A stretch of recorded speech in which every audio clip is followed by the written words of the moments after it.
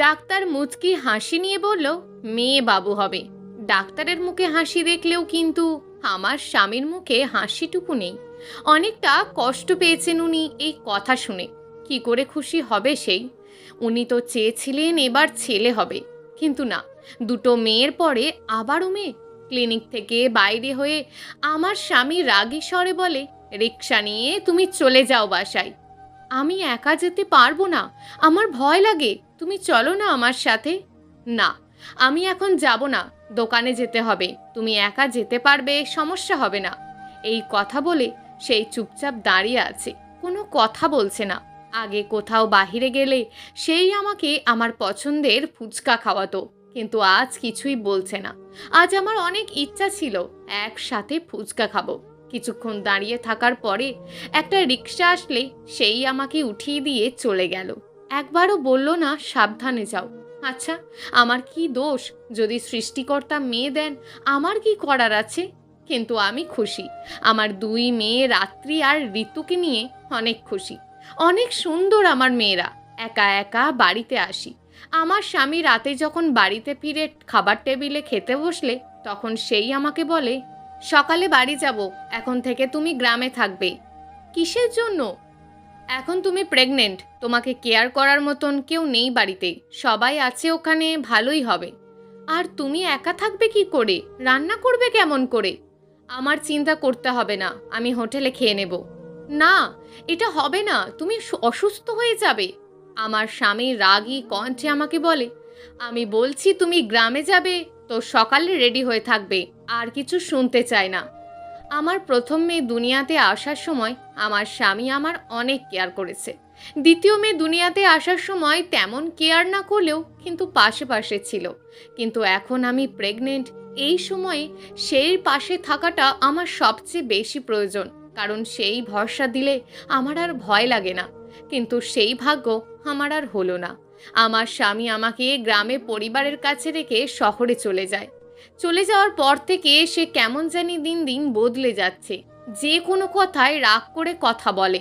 তবে আমি হাসি মুখে মেনে নিই, কারণ কেউ একজন বলেছে যে সম্পর্কে ভালোবাসা বেশি, সেই সম্পর্কে নাকি রাগ ঝগড়াও বেশি। কিন্তু না, আমার স্বামী প্রায় এমন করে। আমার সাথে অবহেলা দিন দিন বেড়ে যাচ্ছে। আমার পেটে ধীরে ধীরে বড় হচ্ছে আমার মিষ্টি মেয়েটা। আমার দুষ্টু দুটো মেয়ে অনেক খুশি, তাদের আর একটা বোন আসবে, যোগ হবে আর একটা খেলার সাথী। স্বামী খরচে টাকা পয়সা সব দিচ্ছে, কিন্তু কিসের জন্য এমন ব্যবহার করে বুঝতে পারি না। কিছুদিন পরে জানতে পারি সেই নাকি আমার চাচাতো বোন আরশিকে বিয়ে করে। আরশি বিবাহিত মেয়ে, ভূমি অফিসে জব করে। তার স্বামীর সাথে ঝগড়া হয়ে ডিভোর্স হয়ে যায়। তার ডিভোর্স হওয়ার পর 2 মাস পরে সে আমার স্বামীকে বিয়ে করে। আর সে আমার চাচাতো বোন হয়ে আমাকে কষ্ট দিয়েছে। হয়তো আমার স্বামী তাকে বিয়ে করেছে ছেলে সন্তান দুনিয়াতে আসবে বলে, কিন্তু ছেলে মেয়ে সৃষ্টিকর্তার দান, যেটা আমার স্বামী বুঝল না। আমার স্বামী আরশিকে বিয়ে করার আগে প্রতি সপ্তাহে বাড়ি আসতো মেয়েদের দেখার জন্য, যদি এখন প্রতি মাসে বাড়িতে আসে। আমার বড় মেয়ে রাত্রি তার বাবার দেরিতে আসে, তাই আমাকে কাঁদো কাঁদো কণ্ঠে বলে, মা, বাবা কি এখন আমাকে ভালোবাসে না? হ্যাঁ, ভালোবাসে।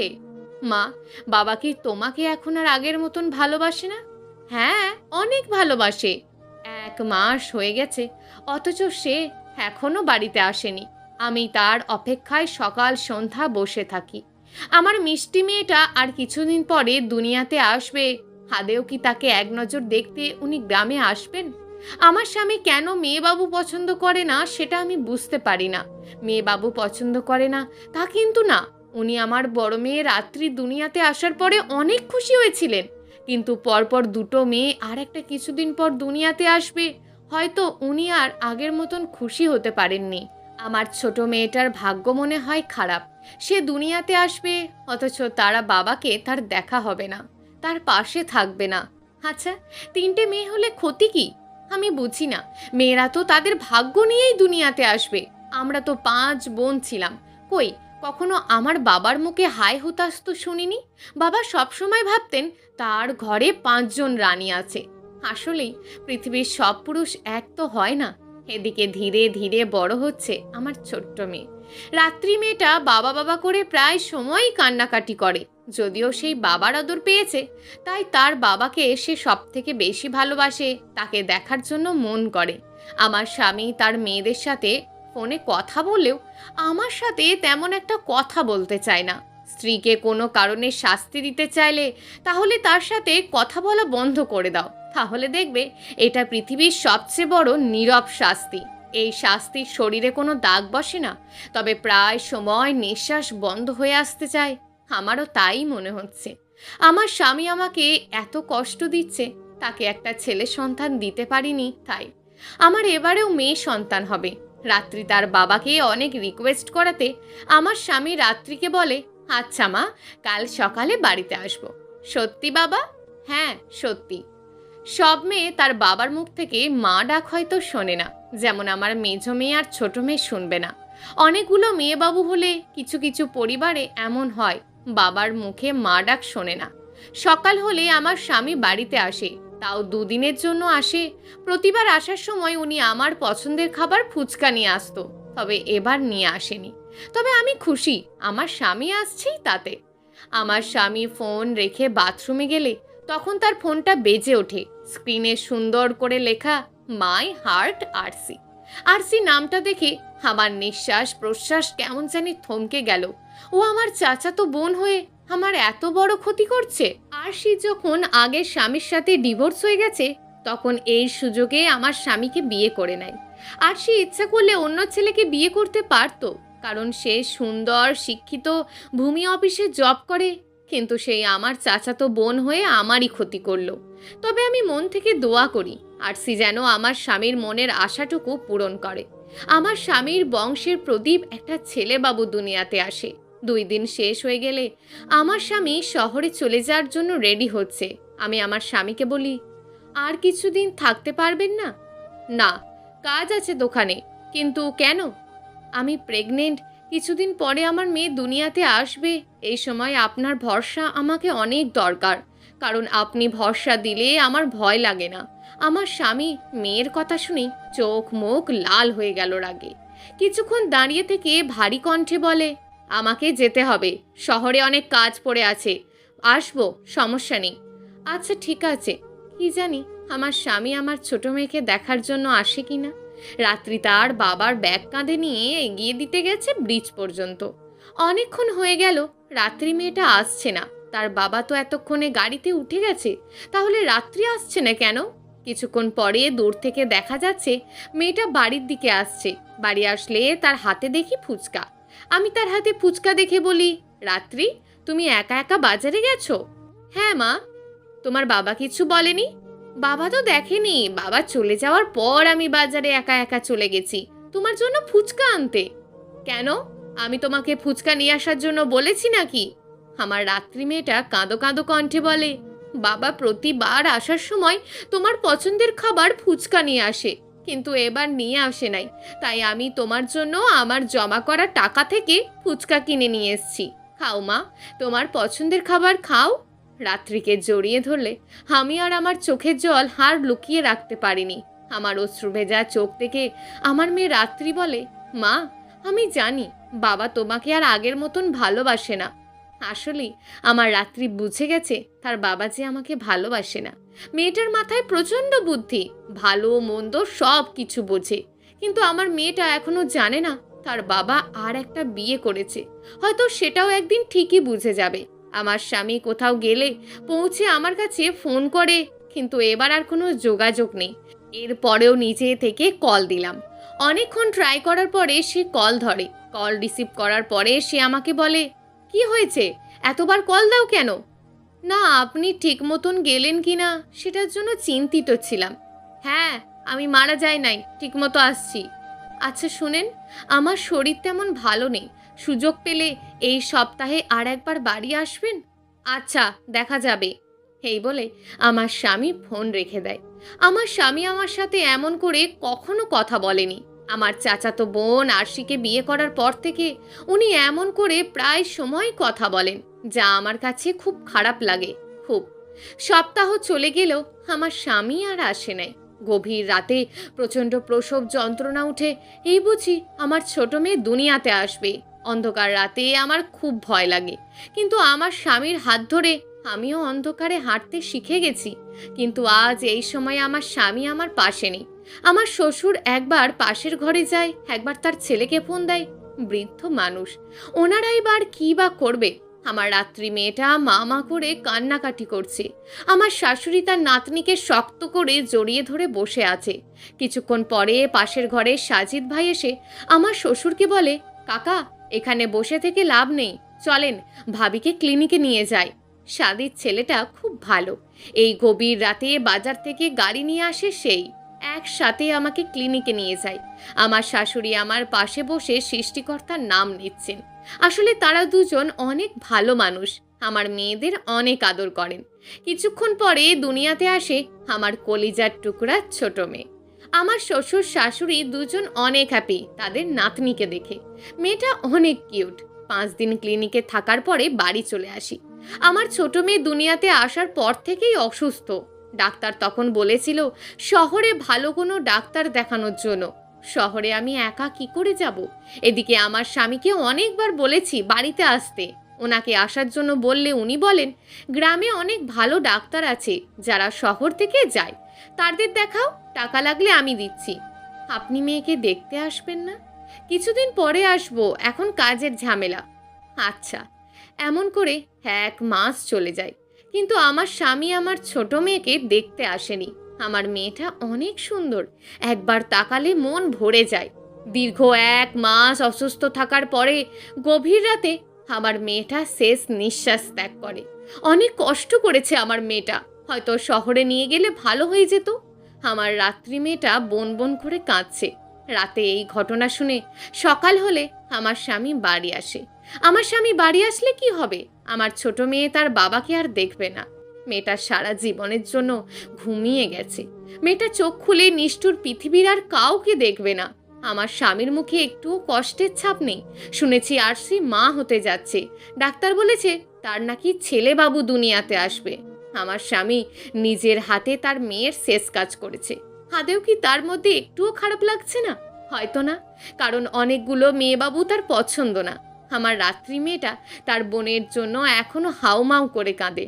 আমার মেজো মেয়েটা অবুঝ, তার বাবাকে দেখলে ভয় পায়। তার বাবা আমার পাশে দাঁড়িয়ে আছে, তাই আমার কানে কানে ফিসফিস করে বলে, মা, তোমার ছোট মেয়ে কোথায় গেছে? এই সময় আমার স্বামী আমার পাশে থেকে আমাকে সান্ত্বনা দেবে যে আর সেই বলছে উনি নাকি শহরে চলে যাবেন। আমার প্রচণ্ড খারাপ লাগছে আমার মেয়ের জন্য। কেমন জানি নিঃশ্বাস বন্ধ হয়ে আসছে এই 4 দেওয়ালের ভেতরে। তাই আমি আমার স্বামীকে বলি, একটু ছাদে যাবেন আমার সাথে? এত রাতে ছাদে কেন? আমার কেমন জানি নিঃশ্বাস বন্ধ হয়ে আসছে, কেমন অস্থির অস্থির লাগছে। এই অন্ধকারে রাতে ছাদে যাওয়ার দরকার নেই, ফ্যান একটু বাড়িয়ে দিয়ে শুয়ে থাকো। একটু সময় থেকে চলে আসবো, কিছুক্ষণের জন্য চলেন না? না, ঘুমাও, কাল সকালে আমাকে শহরে যেতে হবে। অনেক রিকোয়েস্ট করেছি, উনি আমার সাথে ছাদে যাননি। আমার মেয়ে রাত্রি যখন আমার পেটে ছিল, এই সময় প্রেগনেন্ট অবস্থা, আমার খুব অস্থির লাগতো, ঠিক মতন ঘুমাতে পারতাম না। তখন আমার স্বামী নিজে আমাকে ছাদে নিয়ে যেত। অন্ধকার রাত আমার ভয় লাগতো, তাই আমি ভয়ে ভয়ে তাকে বলতাম, অন্ধকার আমার খুব ভয় লাগে। আমার স্বামী খিলখিল করে হাসি দিয়ে বলতো, পাগলি, আমি আছি না, তুমি আমার হাত শক্ত করে ধরে রাখো, দেখবে আর ভয় লাগবে না। আসলেই আমার ভয় লাগতো না। আমার স্বামী পাশে থাকলে আমার ভয় লাগে না। ওনার ভরসা আমার মনে শক্তি জাগে। আজ সেই স্বামী বদলে গেছে, অনেক বদলে গেছে। এক পাশ হয়ে শুয়ে আছি, হঠাৎ আমার স্বামীর মোবাইল বেজে ওঠে। স্ক্রিনের দিকে তাকিয়ে দেখি আরশি ফোন করেছে। আমার স্বামী মোবাইল হাতে নিয়ে ছাদে চলে যায়। তখন আমার খুব খারাপ লাগছে, ইচ্ছে করছিল চিৎকার দিয়ে কান্না করি, কিন্তু কিছু কিছু সময় চিৎকার দিয়েও কান্না করা যায় না, নীরবে শুধু চোখের অশ্রু ঝরে। ভালোবাসার মানুষটা হারিয়ে গেলে যতটুকু কষ্ট লাগে না, তার চেয়ে বেশি কষ্ট লাগে যখন তার পাশে অন্য কাউকে দেখি। আজ এইটুকু কষ্ট আমি পাচ্ছি শুধু আমার পেটে বারবার মেয়ে বাবু এসেছিল তাই। অনেক দিন হয়ে গেছে আমার স্বামী আর বাড়ি আসে না। আমি জানি আর সে এখন প্রেগনেন্ট, কিছুদিন পরে তার বাবু দুনিয়াতে আসবে। হয়তো তার কেয়ার করছে, কারণ আমার স্বামীর স্বপ্ন আরশি পূরণ করবে। বাড়িতে আসে না, সেজন্য তার ওপর আমার আর রাগ নেই, কিন্তু 2-1 দিন পর পর ফোন করলে তো হয়, সেটাও উনি করেন না।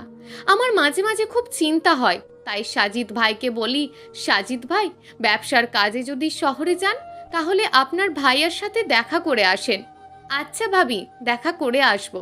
সাজিদ ভাই জানে আমার স্বামী দ্বিতীয় বিয়ে করেছে। কিছুদিন পরে এক এক করে সবাই জেনে যাবে হয়তো। আমার মেয়ে রাত্রিও শুনবে। কিছুদিন গেলে সাজিদ ভাই শহর থেকে আসে।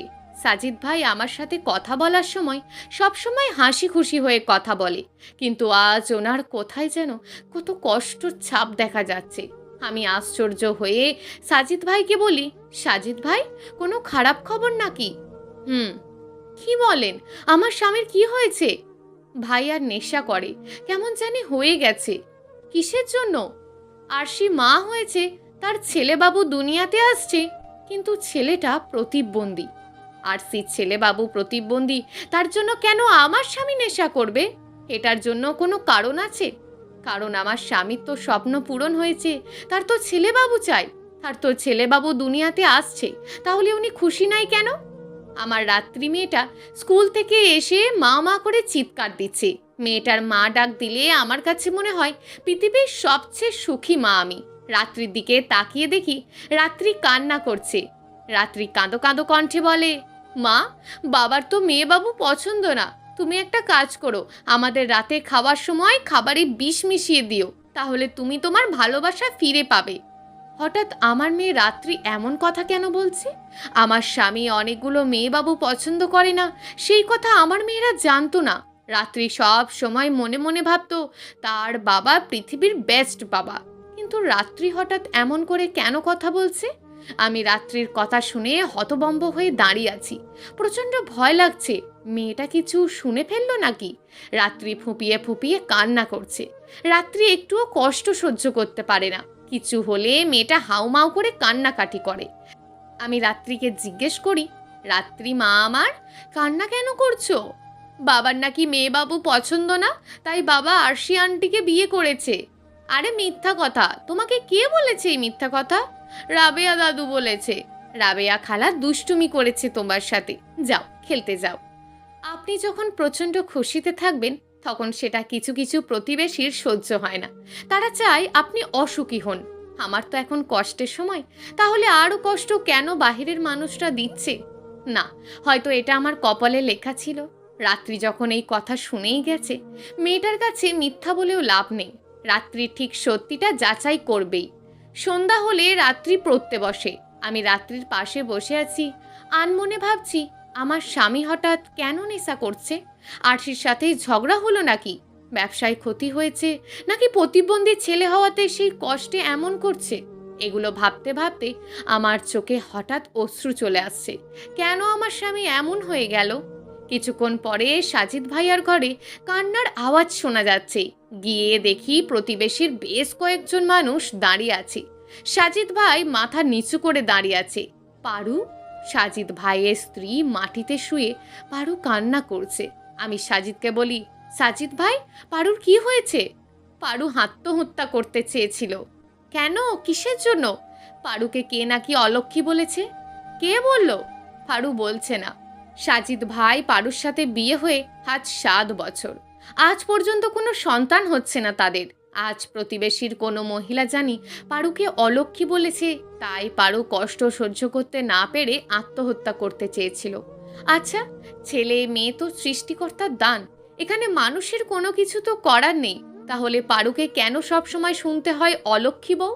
পারু অনেকবার সাজিদ ভাইকে বলেছিল, বাবুর জন্য আপনি চাইলে আরেকটা বিয়ে করতে পারেন, আমার কোনো সমস্যা নেই। সাজিদ ভাই খিলখিল করে হাসি দিয়ে পারুকে বলতো, তোমার ভালোবাসা ভাগ আর অন্য কাউকে দেব না, আমাদের বাবু দুনিয়াতে ঠিক আসবে। সাজিদ ভাই খুব ভালো মানুষ, পারুকে অনেক ভালোবাসে, যেমন আমার স্বামী আমাকে ভালোবাসতো। প্রতি সপ্তাহে একদিন ঘুরতে যেতাম আমার স্বামীর সাথে।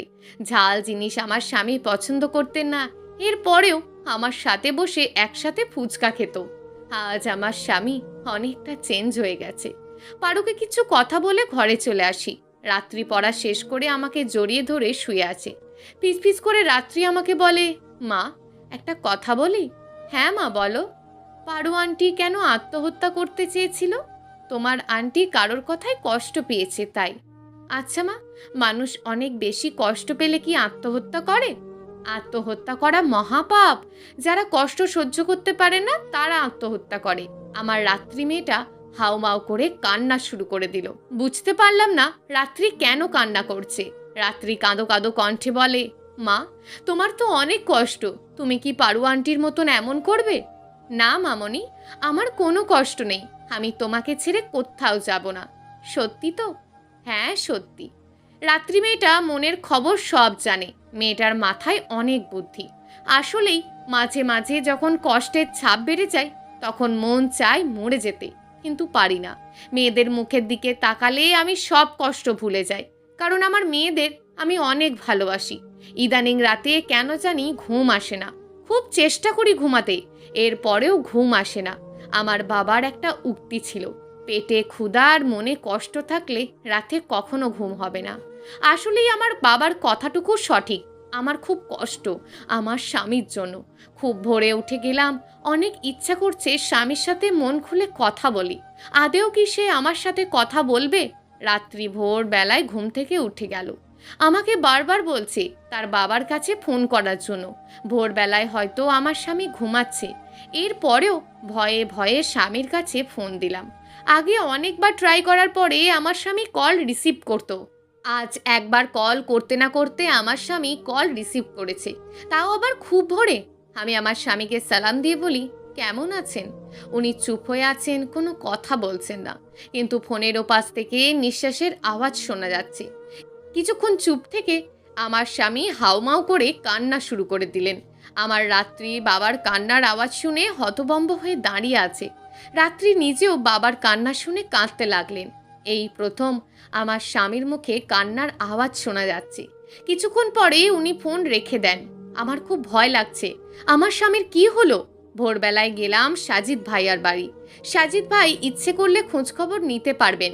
সাজিদ ভাইয়ার বাড়িতে গিয়ে দেখি অনেক মানুষ। এই সকাল সকাল এত মানুষ কেন আসলো আবার? পারু আবার আত্মহত্যা করতে চেয়েছে নাকি?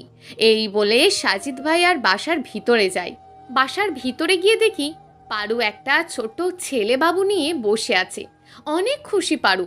পারুর ঠোঁটে হাসির আভাস। এই প্রথম পারুকে এত খুশি দেখছি। আমাকে দেখে সাজিদ ভাই বলেন, আসেন ভাবি, আমার বাচ্চা দেখে যান। এত সুন্দর সন্তান কেউ ডাস্টবিনে ফেলে যায়? আসলে এই ছেলে বাবুটা অনেক সুন্দর। সকালবেলায় এই ছেলের কান্নার আওয়াজ শোনা যায়। সবাই গিয়ে দেখে ডাস্টবিনের পাশে ছেলেটা কান্না করছে। কি অদ্ভুত কাণ্ড! ছেলে বাবুর এত কদর, তারপরেও ছেলে বাবু ডাস্টবিনে ছুঁড়ে ফেলে চলে যায়। কেউ এই বাচ্চা নিতে রাজি হচ্ছে না, কারণ এই বাচ্চার পরিচয় নাই। যেই বাচ্চার পরিচয় নেই সেই বাচ্চাকে গ্রামের ভাষায় জারজ সন্তান বলে। সাজিদ ভাই ছেলেবাবুর দিকে তাকিয়ে খুব মায়া লাগছে, তাই লালন পালন করতে ডাস্টবিন থেকে নিয়ে এসছে। এখন থেকে সেই পারুর ছেলে। সাজিদ ভাই অনেক খুশি আজ। কিছুক্ষণ পরে সাজিদ ভাই আমাকে বলে, ভাবি একটা কথা ছিল। জি বলেন। আরশির সাথে ভাইয়ের ঝগড়া হয়, এক পর্যায়ে আরশির সাথে ভাইয়ার ডিভোর্স হয়ে যায়। কেন? কিসের জন্য? আরশি মা হয়েছে, সেই ছেলেটা প্রতিবন্ধী, কিন্তু আরশি সেই ছেলের যত্ন নেয় না ঠিক মতন। কি করে যত্ন নেবে? ও থাকে অফিসে। ভাই বলেছিল জব ছেড়ে দিতে, কিন্তু সে জব ছাড়বে না। এই নিয়ে ঝগড়া হয়ে ডিভোর্স হয়ে যায়। এই জন্য ভাইয়ার নেশা শুরু করেছে। ছেলেটা এখন কার কাছে? ভাইয়ার কাছে। সাজিদ ভাইয়ার মুখে এই কথা শুনে অনেক কান্না করেছি।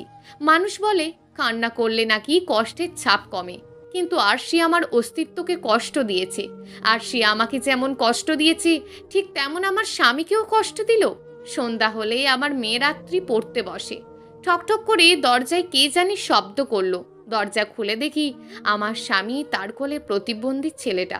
রাত্রি তার বাবাকে দেখে দৌড় দিয়ে বাবা বলে চিৎকার করে তার বাবার হাত ধরলো।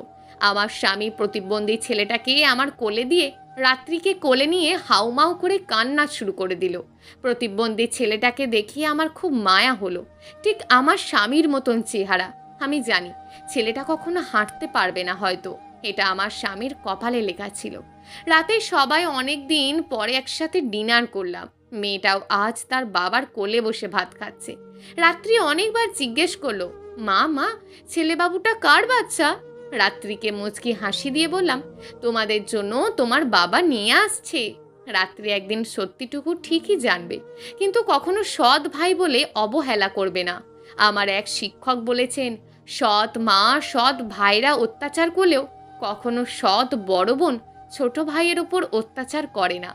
রাত অনেক হয়ে গেছে, সবাই ঘুমাচ্ছে। আমার স্বামী এই রাতে ছাদে দাঁড়িয়ে আছে। আজ অন্ধকার নাই, চারিদিকে চাঁদের আলো। এই চাঁদের আলো আমার খুব পছন্দ। অনেক দিন হলো চাঁদের আলো দেখি না। চার দেওয়ালের মাঝে বন্দি ছিলাম। আমার স্বামী আকাশের দিকে তাকিয়ে আছে। পিছন থেকে আমার স্বামীর কাঁধে হাত দিয়ে বলি, রাত অনেক হয়েছে, ঘুমাবে না? হঠাৎ করে আমার স্বামী আমাকে জড়িয়ে ধরলো, খুব শক্ত করে। আমার কপালে আলতো করে চুমু দিয়ে বলে, তুমি আমাকে ক্ষমা করে দাও, আমি অনেক কষ্ট দিয়েছি তোমাকে। আসলেই ছেলে মেয়ে সব সৃষ্টিকর্তার দান, সব ভুল আমার। অনেক দিন পর আমার স্বামী আমার কপালে চুমু দিল।